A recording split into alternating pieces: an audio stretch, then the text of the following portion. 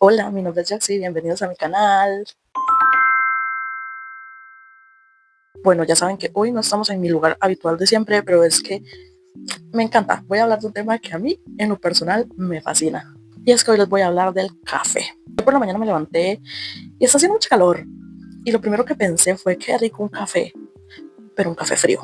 Y es que yo les comento, en Costa Rica normalmente el café se toma caliente. Obviamente también hay muchas cafeterías donde venden los frozen, que los capuchinos fríos y esto, pero lo normal para tomarse un café por la mañana es un café caliente. Pero a mí se me antojó un café frío y entonces ahí fue donde yo dije, that's so Korea. Y es que yo les cuento, yo no tenía la tradición de tomar cafés fríos, mucho menos decir, voy a hacerme un café bien cargado y así negro le voy a echar hielo. No, todavía hace unos años yo no hacía eso. Pero ahora por las mañanas, normalmente cuando está haciendo mucho calor, me encanta tomarme mi cafecito frío. Café, bien cargado, lechita y hielo. Y para mí lo más magnífico de la vida. Pero para poder seguir hablándoles de este tema, también tengo que contarles un poco de historia. Y es que les comento, allá por el siglo XIX fue que llegó el café a Costa Rica, por los años 1800, 1810 fue cuando empezó a sembrarse, pero como hasta los 1820 fue cuando se expandió muy rápido. Para 1843 fue que se hizo la primera exportación de café desde Costa Rica a Europa.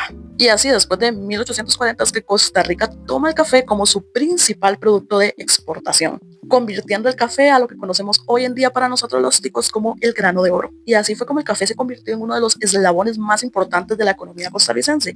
Y ahí fue donde también el café se volvió cultura. Si tú preguntas, la mayoría de ticos suelen tomar café a cualquier hora del día. Un cafecito siempre es bienvenido.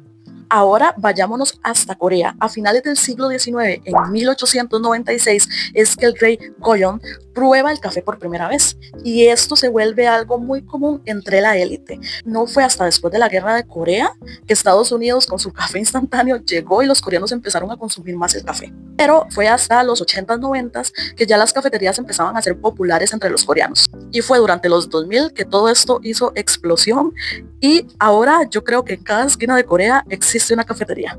Y aunque no es algo que se cultive en Corea, creo que podría totalmente decir que Corea es uno de los países que más consumen café.